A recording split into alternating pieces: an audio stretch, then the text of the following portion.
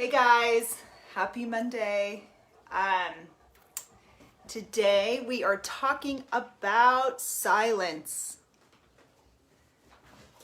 So, see if I can tag this group. Anyways, okay, so I got a couple of questions last week of what is silence and how it's different than meditation, and is it a habit? So, it is a habit and it's not meditation, but it could be. So silence is just taking time out of your day to pause, or it's directed silence, which could be what I teach my coaching clients, which is to take some time in the morning when they first wake up, usually 10 or 20 minutes before you've looked at your phone, and practicing silence. You can just sit by a window, you can look out the window. The great thing about silence is you can think, whereas meditation, the intention is not to think, right? So why in the world would we sit in silence? Well, the first reason is because, if you think about life today, it's like being in, hey Robin, being in a snow globe and like having it like shooken up all the time. And when you're in a snow globe and let's say, and it's being shaken up all the time, you can't see out, right? And that's kind of how our lives are. We're constantly receiving text messages and phone calls and emails and people needing us and have to go somewhere, appointments or meetings. Does this sound familiar? And we can't really see out because we have so much coming in. So silence gives us a chance to let things settle and have some clarity, right? And so, it also strikes me that a lot of times we get home, and if you watched my talk last week, we talked about TV as a bad habit. A lot of times we'll turn TV on and just like to have some noise or technology coming in, or, my son always asks Alexa to tell us, like Reuters Now, there's constantly news on through some sort of medium or similar.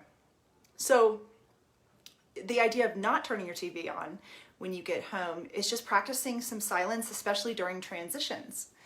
And, I think that when we're silent, all the stuff that's bothering us seems to come to the surface. This is probably why we don't like to be silent. But it lets us know what we need to let go of, what's actually bothering us. It can make us sleep better because we aren't waking up at 2 a.m. when we're finally silent and thinking of things that are bothering us, right? So I told you the other day that I talked to a good friend of mine a couple weeks ago, and we were talking about this idea of what is happiness. And I told him that to me, happiness was being unbothered. Now, I know that's kind of a strange sort of definition of happiness. But to me, it's sort of this idea of like, if you think of the Buddha sitting there with whirlwinds of chaos in the snow globe, but just still practicing sitting there in the lotus position and being unbothered and just being curious enough to see your life from perspective, right? You have enough space to respond to your life rather than react to it, which is the goal. So if we can feel unbothered, we can feel happy. And we can't feel unbothered unless we feel still. So what are the ways that we practice being still? So I mentioned I do Miracle Morning every morning. I love it. It's silence to begin with, 10 minutes. You can also do silence as meditation. Obviously, that counts.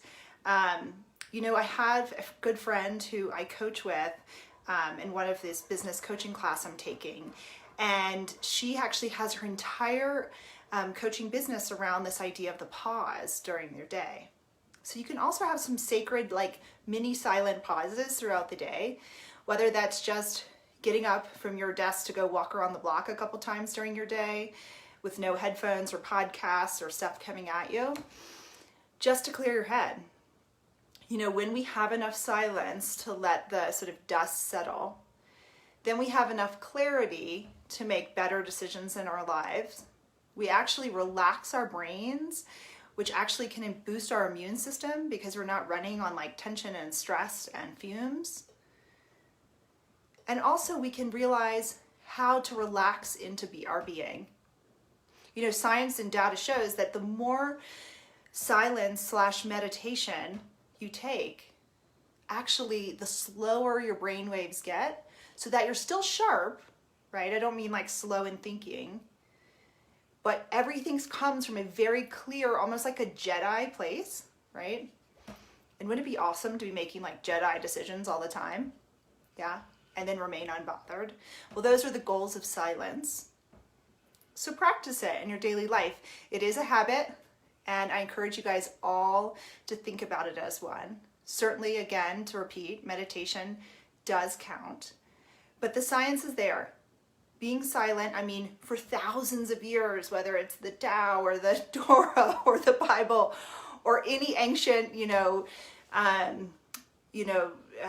spiritual book or teachings, teach the ability to hear our own thoughts. And I don't mean thoughts in your head. I mean the quieter thoughts that are actually in our heart.